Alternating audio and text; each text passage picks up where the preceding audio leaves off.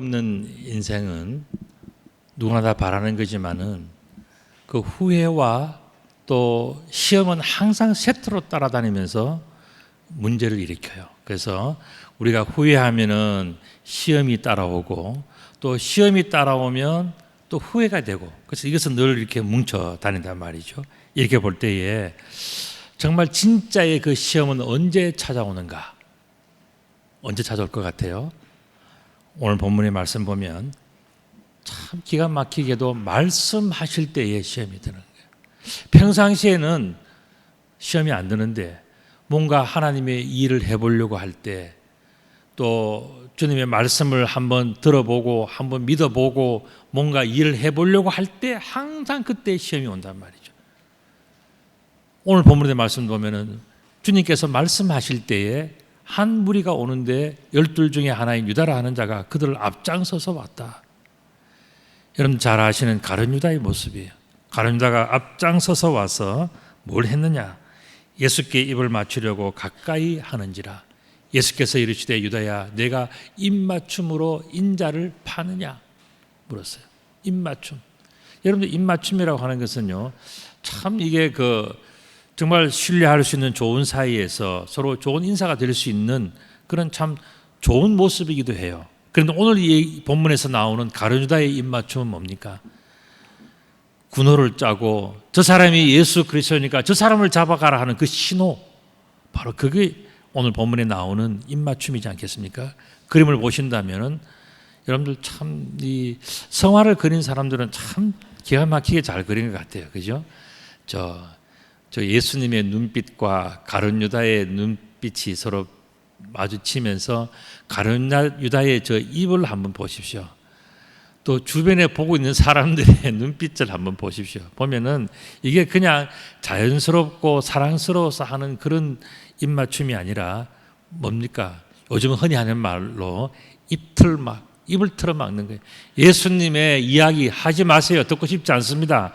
예수님 뭐라고 지금 가룟 유다에 대해서 너 왜 그러냐 어쩌냐 하니까 예수님 가서 입을 그냥 탁 끌어막으면서 참 단수 높은 입틀막을 하고 있는 저 가룟 유다의 모습을 볼 수 있지 않습니까? 가룟 유다만 혼자 온 게 아니고요. 다음 그림을 보면은 많은 사람들이 왔는데 유독 가룟 유다가 나서서 자기가 예수님의 말씀을 가로막는 거예요. 예수님의 입을 가로막는, 예수님 말씀을 가로막는 그 모습을 보여주고 있죠. 또한 49절과 45절 말씀 보면 그의 주위 사람들이 그 된 일을 보고 여짜오되 주여 우리가 칼로 치리까? 그 중에 한 사람이 대제사장의 종을 쳐서 오른쪽 귀를 떨어뜨린지라 그랬습니다. 떨어진 귀. 입을 틀어막고 귀를 틀어막는 일이 생겼습니다. 그림을 보시면 한 사람은 누워서 지금 죽겠다고 야단이고 한 사람은 칼을 들고 하고 있습니다. 저 칼 든 사람이 누굴까요? 베드로. 누워있는 사람의 이름은 누굴까요? 말고. 그렇습니다. 자, 다음 그림도 보면요, 더 자세하게 나와 있죠. 정말 저 눈빛과 그다음에 오른손 저 쥐고 있는 손과 그다음에 저 마음속에서 뿜어져 나오는 그 모든 생각들, 베드로가 지금 가만두지 않겠다고 하는 모습들입니다. 이런 모습 속에서 예수님은 뭐라고 말씀하셨을까? 예수님께서 일러 이르시되 이것까지 참으라 하시고 그 귀를 만져서 낫게 하셨다 그랬어요. 물론 이것까지 참으라 하실 때 그 부분에 대해서 사람들은 정말 평화적인 해결, 서로 싸우지 않는 그런 우리가 해석도 충분히 하실 수 있죠. 그런데 오늘 가만히 보면 이것까지 참으라 하시고 그 다음에 아주 중요한 일을 하셨어요. 그게 뭐냐면 그 귀를 만져서 낫게 하셨다 그랬습니다. 왜 귀를 만져서 낫게 하셨을까? 자기의 수제자 베드로는 칼을 들어서 예수님을 대신해서 그것을 쳐줘가지고는요, 정말 그 귀를 자를 만큼 정말 열정적으로 예수님을 섬겼는데 예수님은 왜 베드로가 한 일을 칭찬하거나 이렇게 하지 않으시고 오히려 귀가 잘려나간 그 사람의 귀를 낫게 해주시냐 말이죠. 예수님의 생각은 뭘까? 베드로와 왜 다른가? 이 문제를 우리가 생각해 볼 수밖에 없어요. 자, 그 귀를 만져서 낫게 하셨다 그러셨는데, 제가 이 말씀을 읽으면서 생각나는 것은 바로 요한복음 18장 10절 말씀입니다.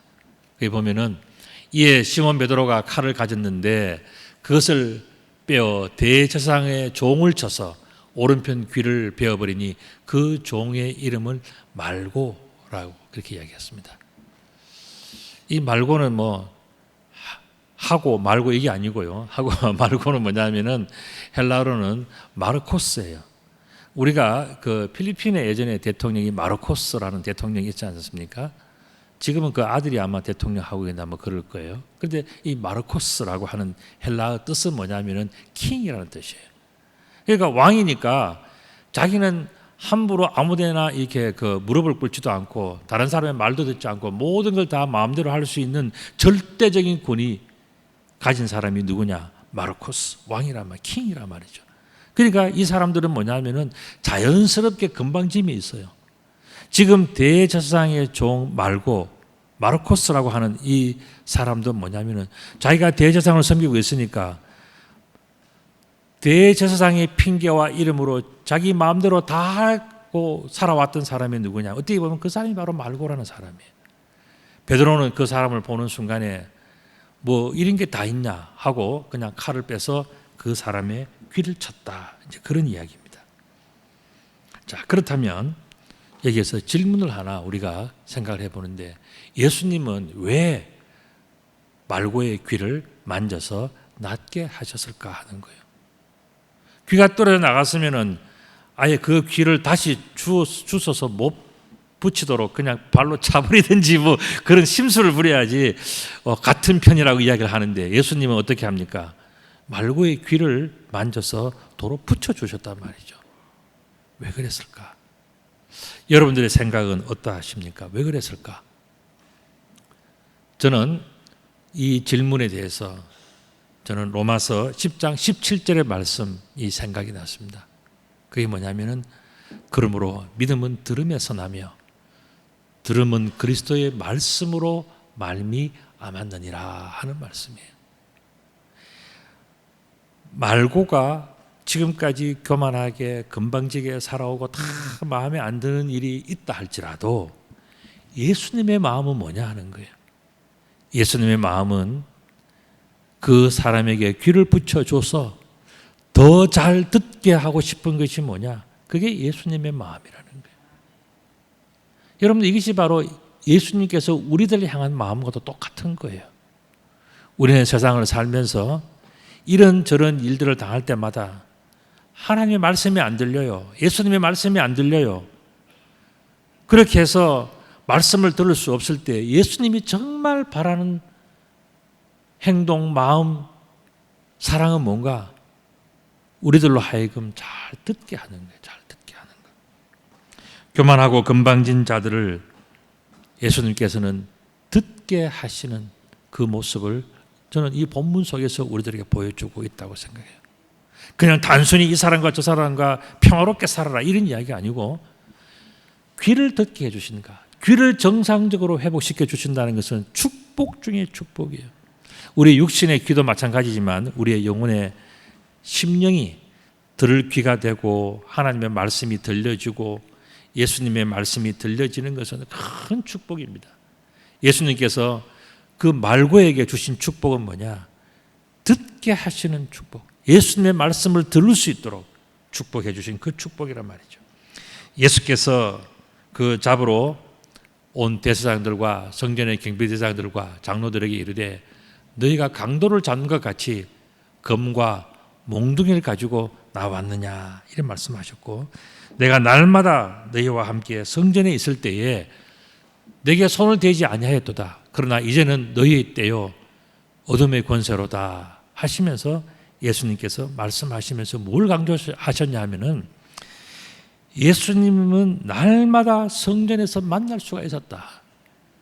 그 예수님의 모습을 만날 때마다 뭘 할 수 있었냐면은 들을 수 있었다는 거예요. 예수님 말씀을 들을 수 있다는 거예요. 그런데 어떻게 합니까? 듣고도 모른 척하고 또 예수님의 말씀을 들으려도 하지도 않고 그 좋은 기회를 다 지나갔다는 거예요. 예수님 공생의 3년 가운데서 예루살렘에서 머무르신, 성전에 머무르신 것은 어릴 때 말고는요, 마지막 십자가 돌아가시기 직전에 일주일이에요. 그 일주일 동안 날마다 예수님은 성전에서 머무르시면서 사람들을 만나서 말씀을 하셨는데, 사람들은 그 예수님의 말씀을 귀담아 듣지 않았다는 거예요. 예수님을 성전에서 날마다 만날 수 있었는데 그냥 당연하게 생각하고, 무슨 말씀을 주셔도 그것은 나와 상관이 없는 말씀이고, 뭐 저 사람에게나 필요한 말씀이고, 이런 식으로 다 흘려보냈다는 거예요. 그런데 뭡니까? 사실은 예수님을 성전에서 만나는 그때가 가장 복된 때고 너무너무 소중한 기회고 가장 축복을 누릴 수 있는 어마어마한 때인데, 그 모든 것을 다 흘려보내버리더라 하는 것을 예수님께서 말씀하고 계시는 거예요. 이렇게 성전에서 날마다 좋은 말씀을 주시는데 사람들이 듣지를 않는 거예요. 그 중에 특별히 한 사람은 듣지 않는 사람이 오늘 본문에 나와요. 그 사람이 누구냐면 바로 베드로입니다. 정말 예수님께서 날마다 성전에서 말씀을 선포해 주시는데도 그럼에도 불구하고 멀찍이 따라가는 사람이 있었다는 거죠. 멀찍이 따라가는 사람. 54절의 말씀에도 보면요, 예수를 잡아 끌고 대제사장의 집으로 들어갈 때 베드로는 멀찍이 따라갔어요. 정말 예수님께서 사랑하는 수제자에게 지금 어떤 심정으로 무슨 말씀을 하시니 주님 따라가면서 가까이 들어서 그것을 실천해보고 따라해보고 그냥 주님께서 원하시는 대로 뭔가를 해주고 싶은 마음에서 주님 가까이 가는 것이 아니라, 내가 어떤 손해볼까, 내가 혹시 피해볼까, 그 두려움 때문에 모르는 척 하면서 주님과 멀찍이 따라가는 그 모습이 오늘 본문에 나오는 베드로의 모습이지 않습니까? 사람들이 불 가운데 불을 피우고 함께, 뜰 가운데 불을 피우고 함께 앉았는지라 베드로도 그 가운데 앉았더니 한 여종이 베드로의 불빛을 향하여 앉은 것을 보고 주목하여 이르되 이 사람도 그와 함께 있었느니라 하니, 베드로가 부인하여 이르되 이 여자여 내가 그를 알지 못하노라. 조금 후에 다른 사람이 보고 이르되 너도 그 도당이라 하거늘 베드로가 이르되 이 사람아 나는 아니로다 하더라. 한 시간쯤 있다가 또 한 사람이 장담하여 이르되 이는 갈릴리 사람이니 참으로 그와 함께 있었느니라. 베드로가 이르되 이 사람아 나는 내가 하는 말을 알지 못하노라고 아직 말하고 있을 때에 닭이 곧 울더라.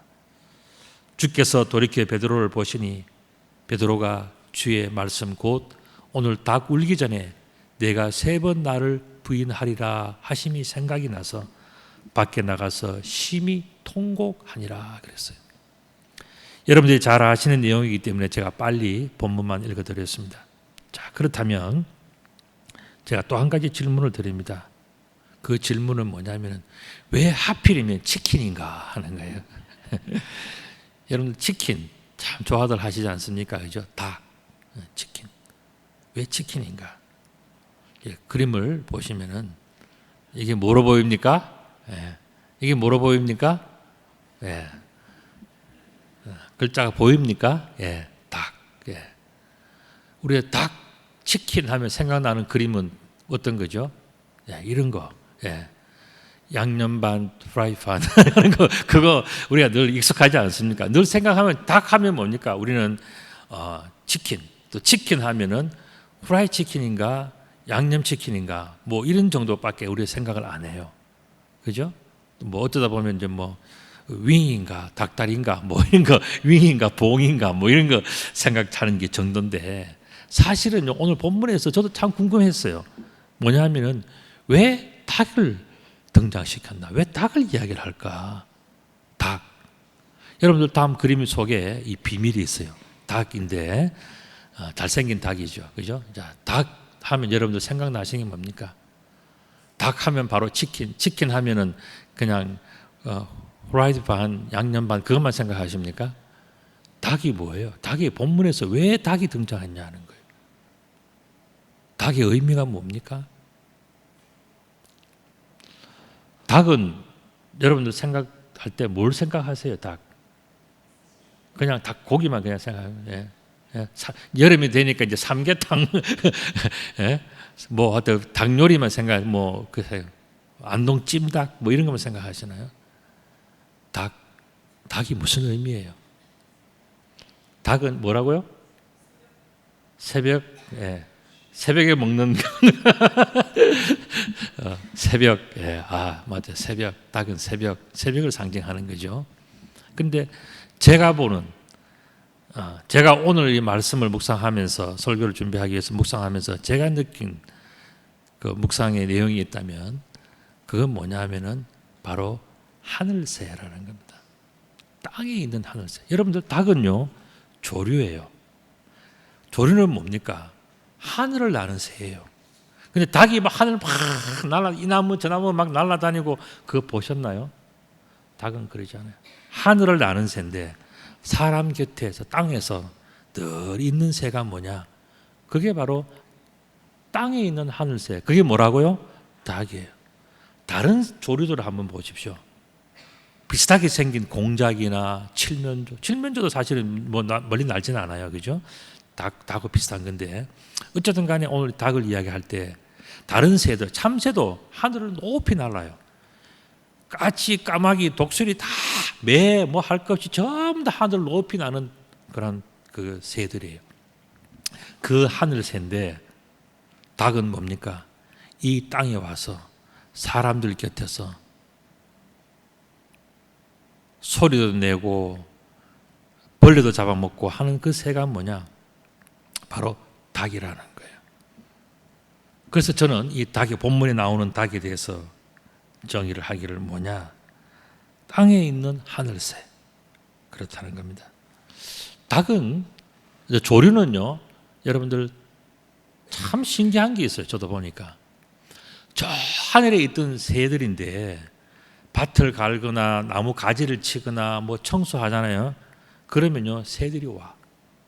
뭘 보고 오냐 하면요, 그냥 이렇게 느낌으로 오는 게 아니에요. 뭐냐 하면 벌레를 보고 내려와요. 그래서 딱 와가지고는 자기가 봤던 그 벌레 딱 물고 갑니다. 어떻게 저렇게 눈이 좋은가? 새들은요, 눈이 기가 막히게 좋습니다. 여러분, 간혹 독수리와 뱀이 서로 이게 잡아먹는 장면을 보잖아요. 큰 뱀과 이 독수리가 딱 만나가지고 서로 잡아먹는데요. 독수리가 와가지고는 뱀을 딱 잡잖아요. 발가락으로 딱 잡고는요. 안 보는 것 같으면서 한 번씩 탁 쫓는데 어떻게 됩니까? 뱀의 눈, 뱀의 급소 탁탁탁탁 찍어요. 왜 그런가 하면은 조류는 눈이 너무너무 발달했기 때문에 그냥 딱 보면 딱 보이는 거예요. 오늘 본문에서 닭도 마찬가지라는 이야기예요. 하늘을 나는 새고 다 그렇지만은 눈이 너무너무 발달해서 모든 것을 다 알고 다 보는 바로 그런 존재를 저는 본문에서 닭이라고 표현했다 봅니다. 자, 그렇다면 또 중요한 질문이 또 하나 있어요. 그게 뭐냐면 베드로는 왜 심히 통곡했을까 하는 그 질문이에요. 굉장히 어려운 질문이죠. 베드로가 오늘 본문에 보면 심히 통곡했다 그러는데 왜 통곡했을까? 이거는 조금 어려운 문제이기 때문에 제가 힌트를 드립니다. 자, 한번 맞춰보죠. 말고를 죽이지 못해서 칼을 가지고 있었는데 너무너무 미운 저 말고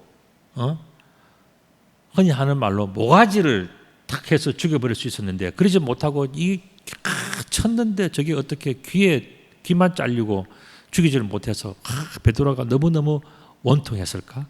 말고를 죽이지 못해서 원통했을까? 아니면 두 번째는 대제사장에 떨어가서 있는데 여종들이 자기를 알아본 거예요. 기분 나쁘다는 거죠.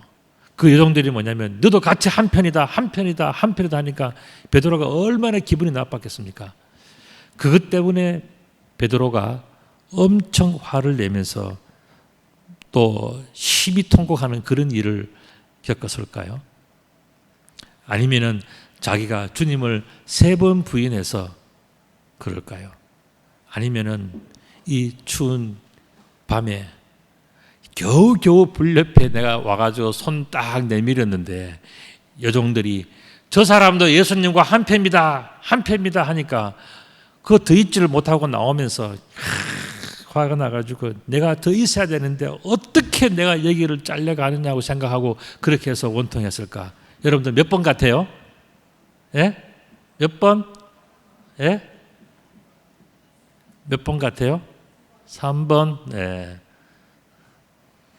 제가 3번인 것 같으면은 내가 이렇게 어렵게 내가 문제를 설명 안 하지.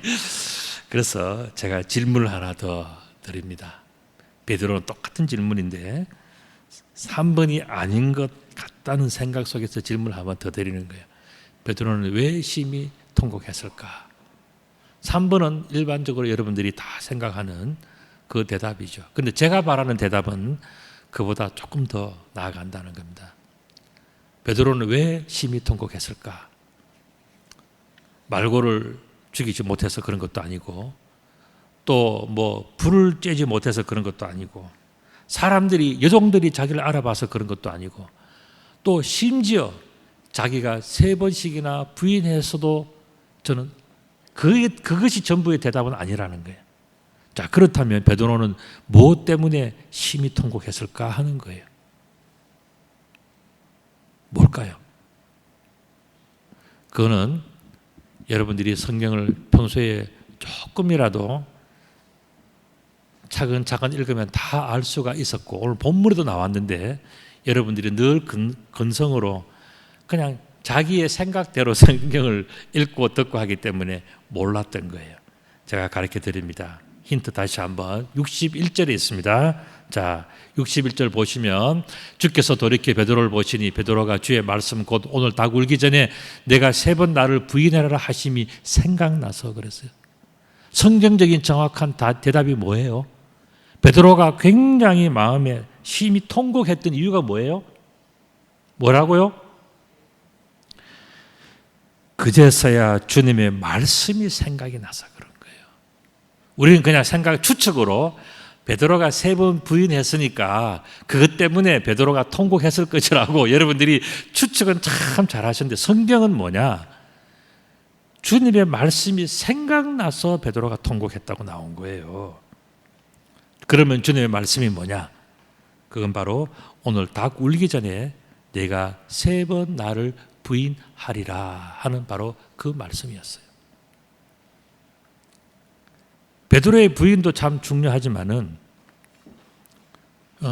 베드로가 결혼해서 부인이 있다 이게 아니고 베드로가 그게 디나이하는 거, 그게 부인하는 거, 그거죠. 그래서 아니다라고 거짓말한 거 그런 거 부인이라고 이야기해요. 그런데 닭 울기 전에 내가 3번 나를 부인한 거 이것 때문에 그런 게 아니고 성경의 정확한 표현은 뭐냐? 주님의 말씀이 생각이 나서 그런 거예요. 주님 말씀이 내가 주님 말씀대로 살지를 못했구나. 주님의 말씀을 한쪽 귀로 듣고 한쪽 귀로 흘렸구나. 내가 주님의 그 말씀을 내가 소중하게 여기지를 못했구나. 주님은 나를 위해서 이미 다 말씀해 주셨는데 나는 그것이 나와 상관이 없는 사람이고 저 사람과 상관이 있고 나는 그에 대해서 아무런 나는 죄책감도 없고 아무것도 없는 그런 삶을 내가 꿈꾸고 생각하고 거기에 갇혀 살았기 때문에 주님의 말씀이 내 속에 들리질 않았던 거예요. 여러분들 닭 울음소리는 다른 말로 하면 뭔지 아십니까? 날 샜다라고 하는 거예요. 날 샜다. 여러분들 저는 이제 교회에서 살다가 보니까 이 교회 닭장이 있잖아요. 봄, 여름, 가을, 겨울에 닭 우는 시간이 달라요. 저는 새벽 닭 소리를 듣습니다. 들어보면요, 그 닭은 아까 말씀드린 대로 눈이 굉장히 밝잖아요. 그러니까 서서히 밝아지는 그 미미한 차이를 닭은 알아요. 그래서 닭은 알아가지고 뭐냐면은 이제 곧 날 샌다 이걸 계속 알려주는 거예요. 우리가 생각할 때는 뭐 닭이 알을 낳나? 뭐 저래서 왜 우냐? 먹일 것이 없냐? 물론 그럴 때도 울겠죠.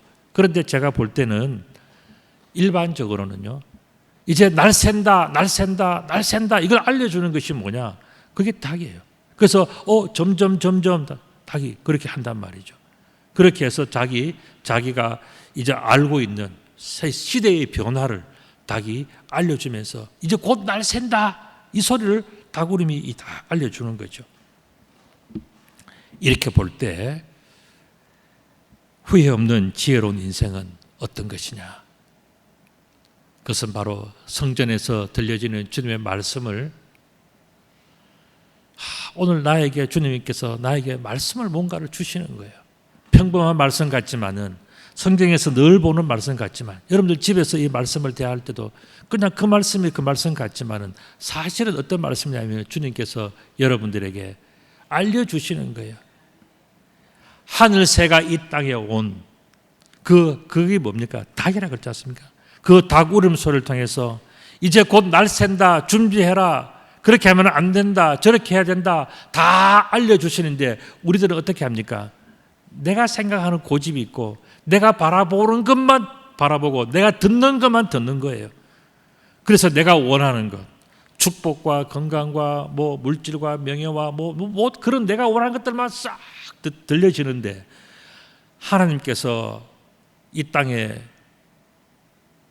우리들에게 저 멀리에서 우리들의 그 모든 꼼지락거리는 것을 다 보시면서 들려주고 싶은 모든 것들을 가까이 오셔가지고 들려주시는 닭 울음소리가 오늘도 우리들에게 들리는데 우리들은 뭐냐면은 나와 상관이 없고 나는 모르겠고 듣고 싶지 않고 그렇게 해서 다 지나가는 거예요. 닭은 울지만은 그것은 나와 아무리 상관이 없는 거예요. 지금 성전에서 들려주시는 주님의 말씀이 사람들에게 들리지 않는 것과 똑같은 거예요. 그렇게 해서 자신들에게 당부하는 그 말씀이 나에게 주는 것으로 들리지 않는 거예요. 그러니까 어떻게 됩니까? 그냥 살아가는 거예요. 닭은 닭대로 울고 나는 나대로 살고 그렇게 살아가는 거예요. 후회 없는 지혜로운 인생은 뭡니까? 닭 울음소리를 들으면서 저거는 나에게 필요한 울음소리다.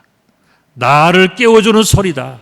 나에게 필요한 음성이다라고 듣는 것이 뭐냐? 그게 바로 닭 울음소리를 들을 줄 아는 지혜예요. 땅에 있는 하늘의 새의 울음소리를 들으면서 그것이 바로 자신을 향한 하늘의 소리로 들을 줄 아는 삶이 뭐냐? 그게 바로 후회 없는 지혜로운 인생의 모습이에요. 예수님께서 지금 왜 닭 울음소리를 이야기합니까? 베드로에게 이미 다 들려주셨는데 그 수많은 세월 동안에 뭡니까? 그 닭 울음소리는 나와는 상관이 없을 거야. 나는 저 소리가 아무 나와는 상관이 없어. 그냥 닭고기 먹으면 되지.